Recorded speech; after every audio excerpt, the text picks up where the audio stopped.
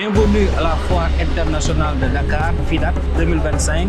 Nous sommes aujourd'hui, mardi 23 décembre, à l'occasion de la journée de l'environnement du ministère de l'Environnement et de la Transition écologique.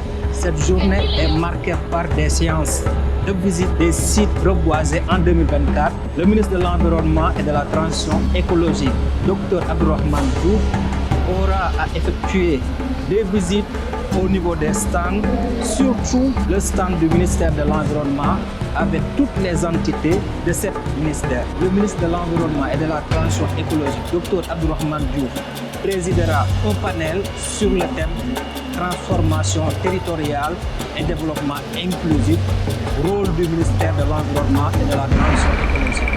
Aïcha, ñu dem gaay.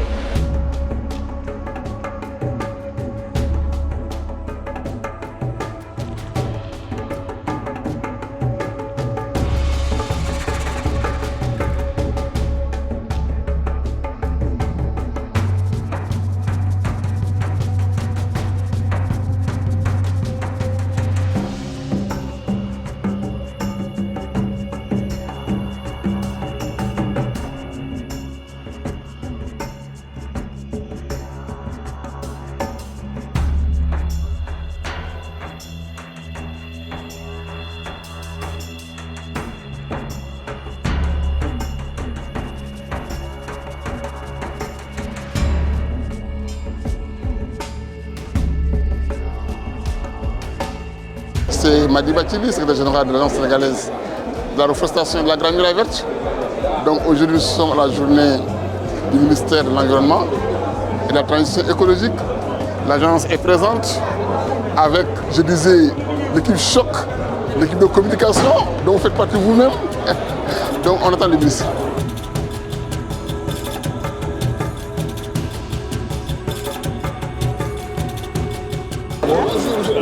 Bonjour, c'est la secrétaire générale de l'Agence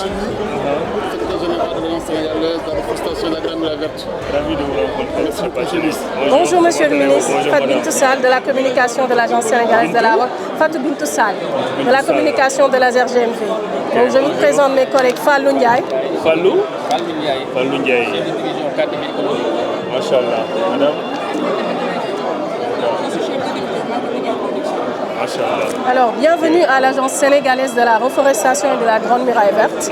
Donc, comme vous voyez, nous avons comme mission d'intensifier la reforestation au niveau national, créer des éco-villages et réaliser le projet panafricain de la Grande Muraille Verte. Donc, l'Agence sénégalaise de la reforestation et de la Grande Muraille Verte est divisée en 3 directions. Donc, la première direction qui s'occupe de la reforestation, l'autre qui s'occupe des éco-villages et la 3e direction qui s'occupe de la Grande Muraille Verte, donc le côté sénégalais. Donc, comme vous voyez ici, la Grande Muraille Verte est un projet qui va de Dakar à Djibouti. Donc, il traverse 11 pays africains. Et du côté du Sénégal, on part de Léona, dans la région de Louga, pour finir à Bakel. Donc, ça traverse 4 régions, 10 départements, 131 communes et 80 mètres carrés. Donc, c'est un projet d'une envergure internationale. Donc, ici, vous voyez, l'agence aussi a 3 projets qui sont au sein de l'agence. Donc nous avons le projet PAREC, nous avons le projet ABE qui s'appelle Projet Adaptation basé sur les écosystèmes.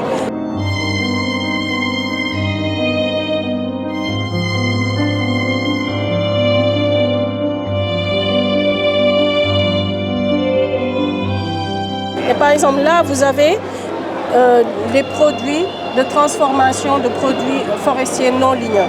Ce que vous avez ici, c'est de l'huile de balanitest. Balanitest, c'est le nom scientifique du soump. Donc ça, c'est de l'huile brute de soump.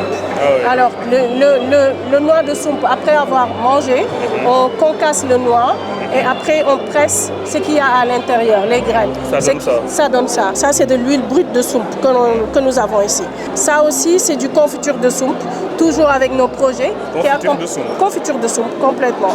Donc, les projets qui accompagnent les GIE des femmes.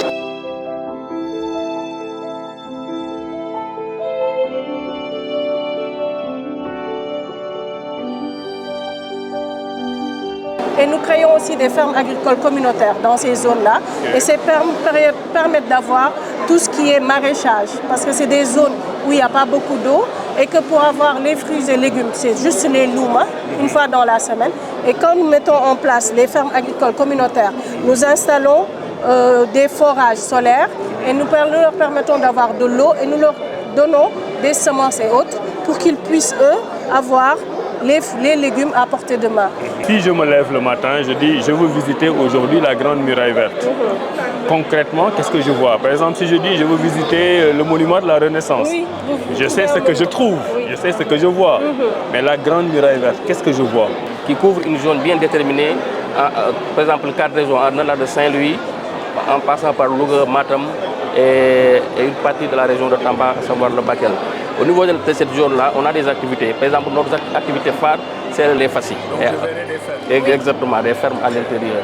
Où avec les populations, on les forme, on fait des activités de maraîchage. Vous savez pourquoi je pose cette question? Ce n'est pas innocent, parce que les gens pensent que la Grande Muraille Verte, voilà, c'est un grand mur avec des arbres, etc. Donc il faut parvenir à expliquer ça simplement, clairement, pour que les gens puissent comprendre de quoi il s'agit. Vous êtes combien d'agents environ dans le... Au niveau de l'agence elle-même, nous avons une centaine d'agents. Une centaine, non? Sans compter également les jeunes de Xëy etc. partout sur le territoire national. Xëy Ndaw yi, vous en avez beaucoup, hein? Oui, il y a environ 7 000, 6 000 et quelques, 7 000. Donc il faudra aussi visiter le Toluca de Dalal Jamm, qui est vraiment très interactif par rapport à nos activités, parce qu'on cultive des légumes qui peuvent, l'hôpital utilise dans sa cuisine.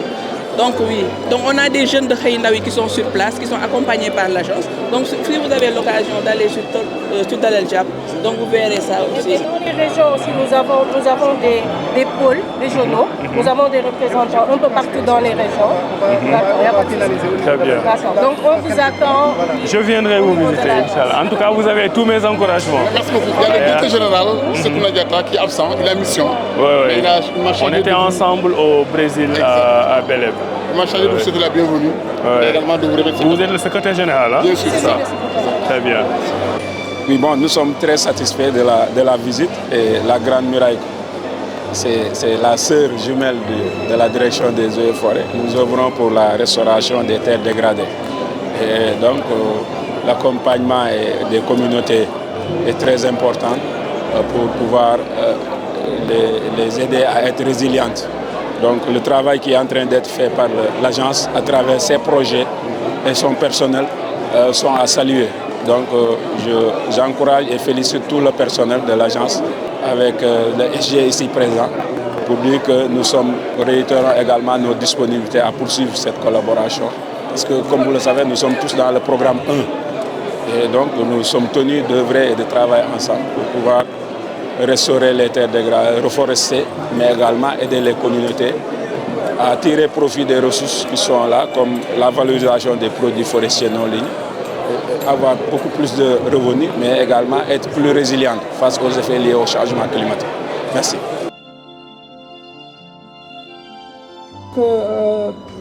Par rapport aux activités que mène l'agence, nous contribuons plus au pilier fondamental sur l'aménagement durable du territoire plutôt par la création de modèles économiques qui sont durables, qui vont construire et participer à la résilience des communautés vulnérables, à l'inclusion des franges marginalisées de la population, mais également à la réduction des inégalités au niveau de ces territoires-là.